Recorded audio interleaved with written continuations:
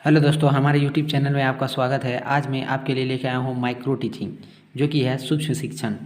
तो आइए देखते हैं ये माइक्रो टीचिंग होता क्या है।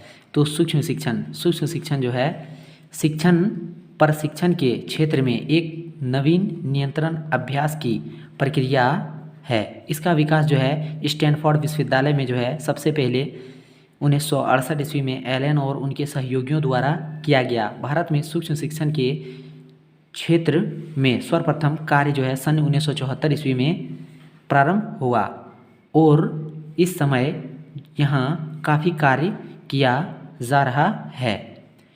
सूक्ष्म शिक्षण जो है शिक्षक प्रशिक्षण की एक प्रयोगशाली एवं विशेषलिक विधि है जिसके माध्यम से छात्र अध्यापक में विभिन्न प्रकार के शिक्षण कौशल विकसित किए जाते हैं। सूक्ष्म शिक्षण के अर्थ और स्वरूप को स्पष्ट करने के लिए कुछ मुख्य परिभाषाएं निम्न प्रकार है। पहला जो है वो है एलन के अनुसार एलन जो कहता है सूक्ष्म शिक्षण प्रशिक्षण से संबंधित एक संप्रत्यय है जिसका प्रयोग सेवारत या सेवापूर्व स्थितियों में शिक्षकों के व्यावसायिक विकास के लिए किया जाता है। सूक्ष्म शिक्षण शिक्षकों को शिक्षक के अभ्यास के लिए बड़ी मात्रा में अपने शिक्षण व्यवहार के लिए प्रतिपुष्टि प्रदान करता है। और दूसरा है BS स्वर के अनुसार, ये कहते हैं सूक्ष्म शिक्षण कम समय, कम छात्रों तथा कम शिक्षण क्रियाओं वाली परिविधि है। उसके बाद है तीसरा बुश के अनुसार, यह ऐसी अध्यापक शिक्षा तकनीक है जो अध्यापक को स्पष्ट शैक्षिक उद्देश्यों की पूर्ति सुनिश्चित पाठ योजनाओं के माध्यम से 5 या 10 मिनट में छोटे समूह के माध्यम से प्राप्त करता है तथा परिणामों को वीडियो टैप पर देखकर ज्ञात करता है। चौथा है पैक एवं ट्रैकर के अनुसार सूक्ष्म शिक्षण मानसिक विधि का मिश्रित रूप है। यह जो है विशिष्ट शिक्षण कौशल को वीडियो टैप अनुशीलन के प्रयोग किए जाने पर उसकी पहचान बतलाना है जिससे इन शिक्षण कौशलों का विकास किया जा सकता है। पांचवा है बी के पासी के अनुसार ये कहते हैं सूक्ष्म शिक्षण वह प्रशिक्षण तकनीक है जिसमें छात्र अध्यापकों को वह अपेक्षा की जाती है कि वे किसी संप्रत्यय को कम समय में थोड़े से छात्रों को विशिष्ट शिक्षण कौशलों की प्रयोग करते हुए पढ़ाया जाए। उसके बाद उपरोक्त परिभाषाओं के आधार पर यह कहना उपयुक्त होगा कि सूक्ष्म शिक्षक कक्षा अध्यापन की वास्तविक स्थिति का एक आंशिक रूप है जिसमें छात्र अध्यापक कक्षा की वास्तविक परिस्थितियों का परिचय सूक्ष्म पाठ को पढ़ाकर प्राप्त करता है। उसके बाद है सूक्ष्म शिक्षण के सिद्धांत, यानी कि इसके सिद्धांत क्या है। तो एलन एवं रियान ने सूक्ष्म शिक्षण के निम्नलिखित 5 सिद्धांतों का वर्णन किया है। जो पहला है सूक्ष्म शिक्षण वास्तविक शिक्षण है। दूसरा, इस प्रकार के शिक्षण में साधारण कक्षा शिक्षण की जटिलताओं को कम कर दिया जाता है। तीसरा है एक समय में किसी भी एक विशेष कार्य एवं कौशल के प्रशिक्षण पर जोर दिया जाता है। चौथा है अभ्यास कम की प्रक्रिया पर अत्यधिक नियंत्रण रखा जाता है।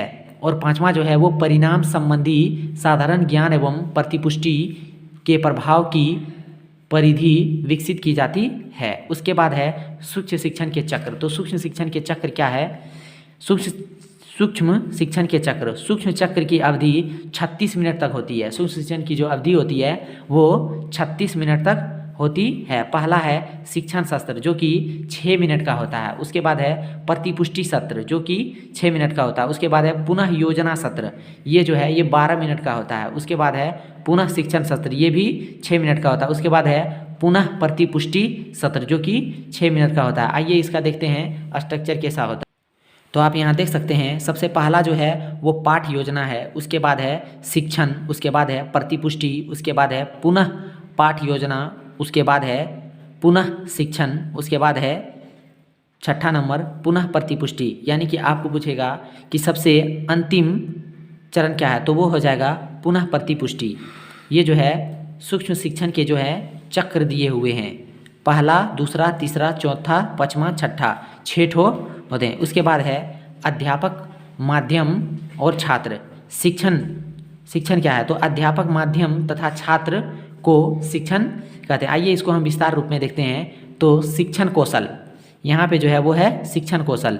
शिक्षण कौशल 2 शब्द का संयुक्त रूप है, यानी कि शिक्षण और जो कौशल है वो हो जाए 2 शब्द का जो है रूप है, जो क्रियाओं का बोध करता है, यानी कि काम का जो है बोध करता है। शिक्षण तथा कौशल दोनों शब्दों को अलग अलग अर्थ जानना होगा। तो शिक्षण सिखाने की प्रक्रिया का संगठित रूप है। शिक्षा के 3 केंद्र बिंदु है, यानी कि शिक्षा के जो है वो 3 केंद्र बिंदु है, जो हम ऊपर बता चुके हैं। फिर से आइए देखते हैं। अध्यापक, छात्र और पाठ्य वस्तु, इन तीनों के बीच स्थापित संबंध ही शिक्षण कहलाता है। यानी कि अध्यापक और छात्र और पाठ्य वस्तु, यानी कि कॉपी, किताब, कलम, इन तीनों के बीच स्थापित संबंध को ही जो है हम लोग शिक्षण कहते हैं। उसके बाद है कौशल का अभिप्राय किसी विधा कार्य को मानक व सफलतापूर्वक निष्पादित करना, ज्ञान को दूसरों तक पहुंचाना और कौशलों को में दूसरों को प्रभावित प्रशिक्षित करने संबंधित अध्यापक के कार्य को शिक्षण कहते हैं। शिक्षक छात्र को पढ़ाता है, इसलिए उसे विषय ज्ञान के साथ साथ छात्र का भी ज्ञान होना चाहिए। मनोवैज्ञानिक विज्ञान के अध्ययन से वह बच्चे के साथ साथ सिखाने की उत्तम विधियों से परिचित होता है। मनोवैज्ञानिकों और शिक्षा शास्त्रियों शिक्षकों ने सफलतापूर्वक शिक्षण संपन्न करने हेतु अनेक आधारभूत कौशलों का वर्णन किया है, लेकिन कौन सी युक्ति कौशल कक्षा में कब कैसे प्रस्तुत की जाए, इसे ही कौशल कहते हैं। उसके बाद है इन कौशलों की प्रस्तुति सर्वप्रथम D.W. एलन, किसने, D.W. एलन द्वारा की गई, जिन्हें सूक्ष्म शिक्षण माइक्रो टीचिंग शब्द से संबोधित किया गया है, जो इस प्रकार है। आइए देखते हैं। पहला पॉइंट इसमें जो है वो है उद्देश्य लेखन कौशल। पहला जो है वो उद्देश्य लेखन कौशल, यानी कि इसका उद्देश्य जो है वो है। उसके बाद है प्रस्तावना कौशल, उसके बाद है व्याख्या कौशल। चौथा नंबर जो है वो है दृष्टांत कौशल।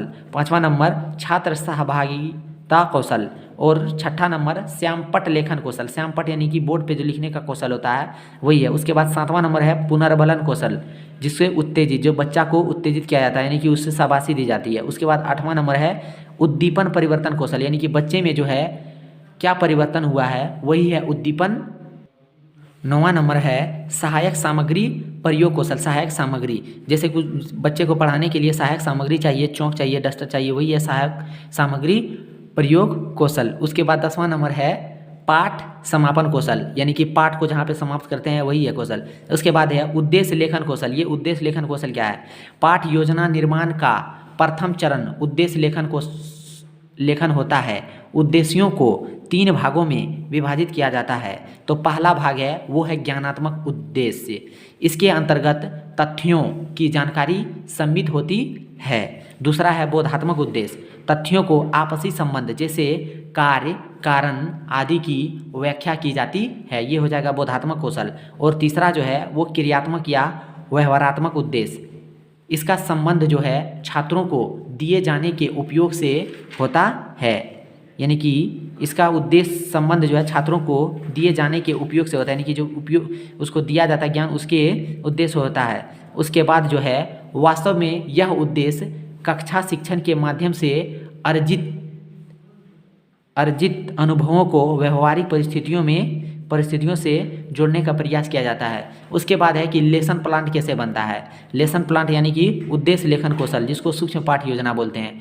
तो लेसन प्लान जो है लेसन प्लान सबसे पहले जो है कक्षा यहाँ पे होता है, उसके बाद समय होता है, उसके बाद दिनांक लिखा जाता है, उसके बाद समय विषय लिखा जाता है, उसके प्रकरण जो होता है वो टॉपिक हो जाता है, यानी कि किसका टॉपिक है। उसके बाद है कौशल, यानी कि उसका उद्देश्य क्या है। तो कक्षा आप जो है किसी भी क्लास का ले सकते हैं। हम यहाँ 5 का लिए हैं। समय यानी कि 6 मिनट होता है। उद्देश्य लेखन कौशल यानी कि 6 मिनट दिया जाता है इसमें। दिनांक आप जिस दिनांक से आप कर रहे हैं वही दिनांक है। उसके बाद विषय आप किसी भी सब्जेक्ट ले सकते हैं, हम विज्ञान लिए हैं। उसके बाद प्रकरण यानी कि आपका टॉपिक क्या है, तो मेरा टॉपिक यहाँ पे है वायु के गुण एवं उपयोगिता। अगर आप हिंदी सब्जेक्ट में लेंगे तो यहाँ पे वर्ण विचार, शब्द विचार या संधि आप कुछ भी ले सकते हैं। उसके बाद कौशल में उद्देश्य लेखन, तो इसमें भी हो जाएगा उद्देश्य लेखन। इस तरह से हम लेसन प्लान कर सकते हैं। अगर वीडियो अच्छा लगे तो लाइक और चैनल को सब्सक्राइब जरूर करें ताकि आगे आने वाले वीडियो आप तक सबसे पहले पहुँचे।